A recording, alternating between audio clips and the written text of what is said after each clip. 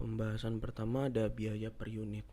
Biaya per unit adalah total biaya yang berkaitan dengan unit yang diproduksi dibagi dengan jumlah unit yang diproduksi.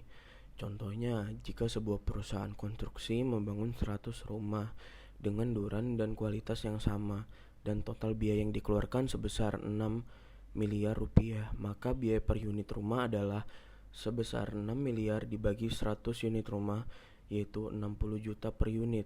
Konsep biaya per unit terlihat sederhana, akan tetapi pada praktiknya akan sangat rumit kita menentukan nilai dari biaya per unit.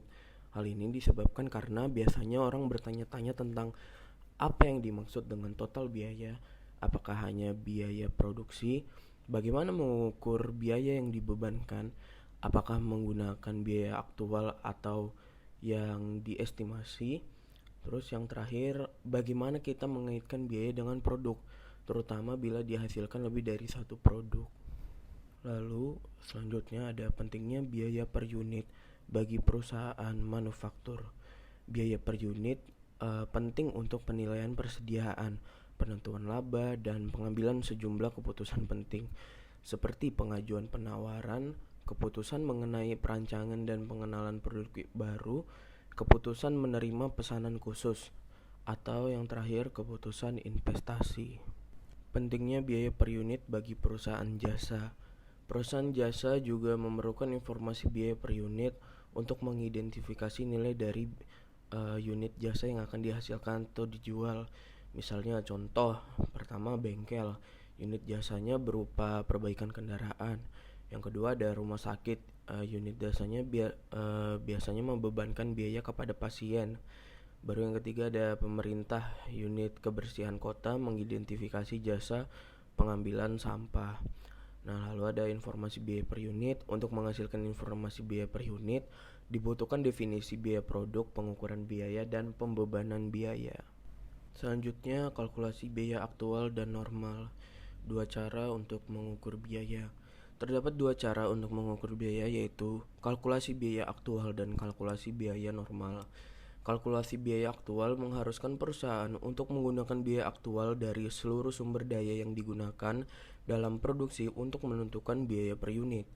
Kalkulasi biaya normal mengharuskan perusahaan untuk membebankan biaya aktual, bahan langsung, dan tenaga kerja langsung kepada unit yang diproduksi.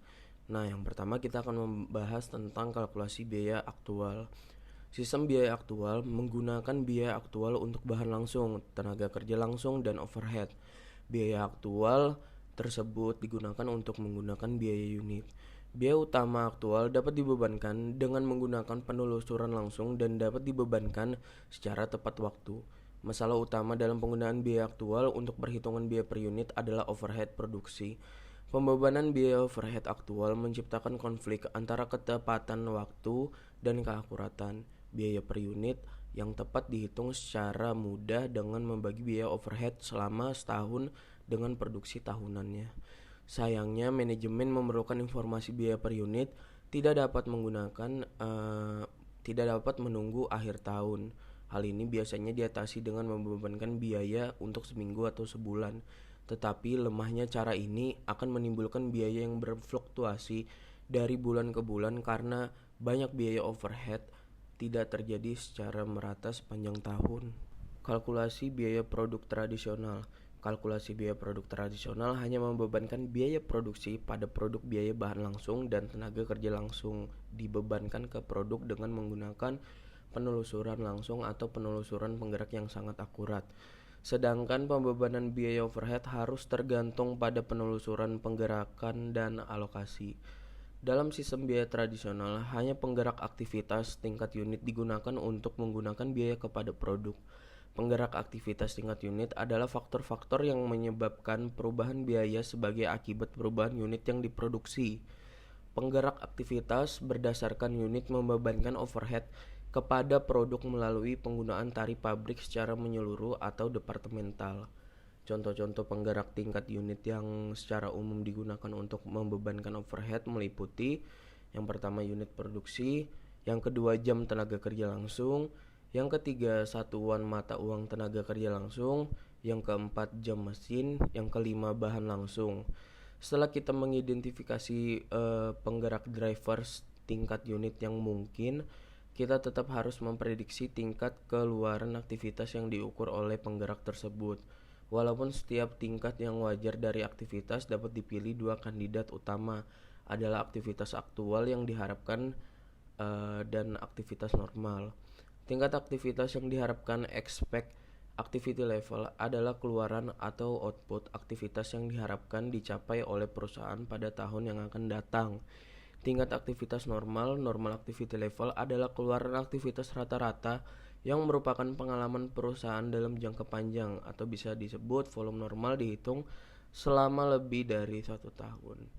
Tingkat aktivitas yang lain untuk menghitung tarif overhead adalah tingkat aktivitas teoritis atau biasa disebut theoretical activity level, yaitu keluaran maksimum yang absolut, dan tingkat aktivitas praktis atau bisa disebut juga practical activity level, yaitu keluaran maksimum yang dapat direalisasikan jika segala sesuatu beroperasi dengan efisien. Biaya produksi per unit merupakan perjumlahan dari biaya utama atau prime cost, terdiri dari biaya bahan dan tenaga kerja langsung dan overhead.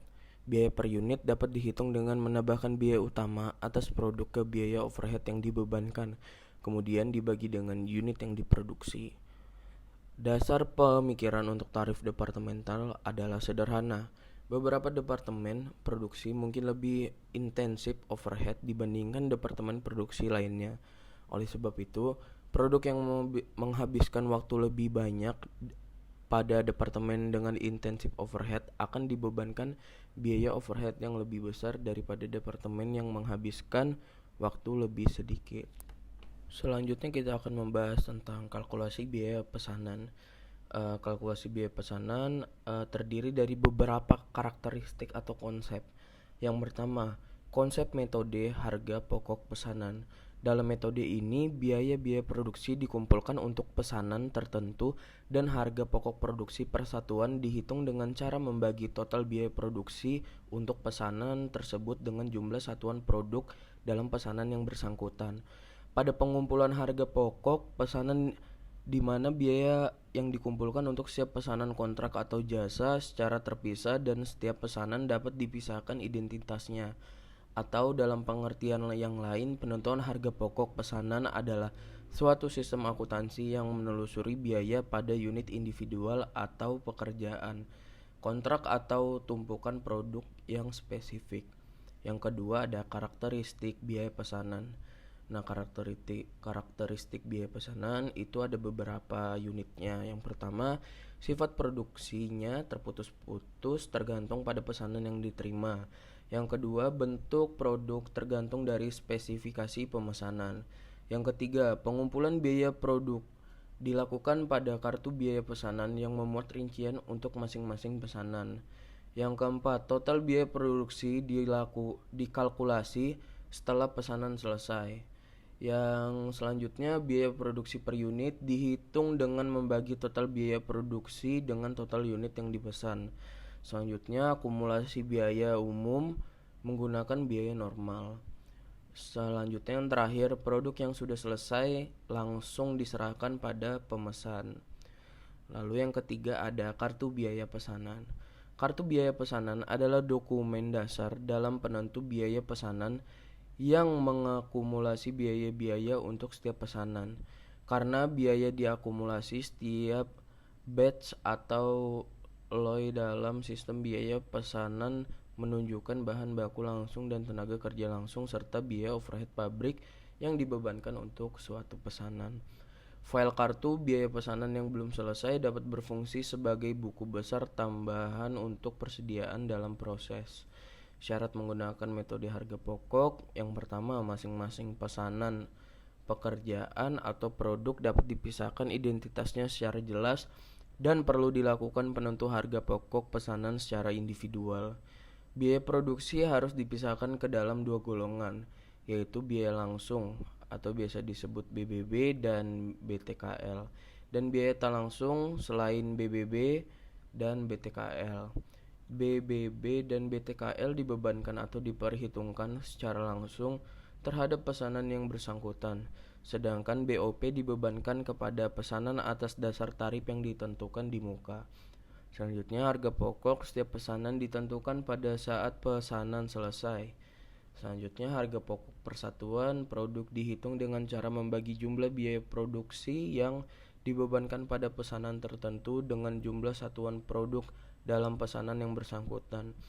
Untuk mengumpulkan biaya produksi tiap pesanan digunakan kartu harga pokok atau job cost sheet, yang merupakan rekening atau buku pembantu bagi rekening kontrol barang dalam proses.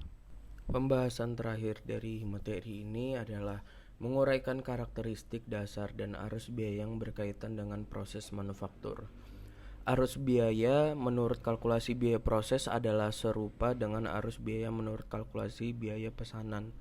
Bahan baku dibeli dan didebet ke akun bahan langsung yang digunakan dalam produksi, tenaga kerja langsung, dan overhead dibebankan ke akun barang dalam proses. Dalam suatu proses produksi melibatkan beberapa proses. Terdapat akun barang dalam proses untuk setiap departemen atau proses. Barang jadi atau yang diselesaikan dari suatu departemen ditransfer keluar ke departemen berikutnya. Apabila unit telah diselesaikan pada departemen atau proses terakhir, biayanya dikreditkan ke barang dalam proses dan didebet ke barang jadi. Pertama, biaya hubungannya dengan pengawasan manajemen. Biaya rekayasa taksiran unsur biaya yang dibebankan dengan jumlah yang paling tepat dan wajar.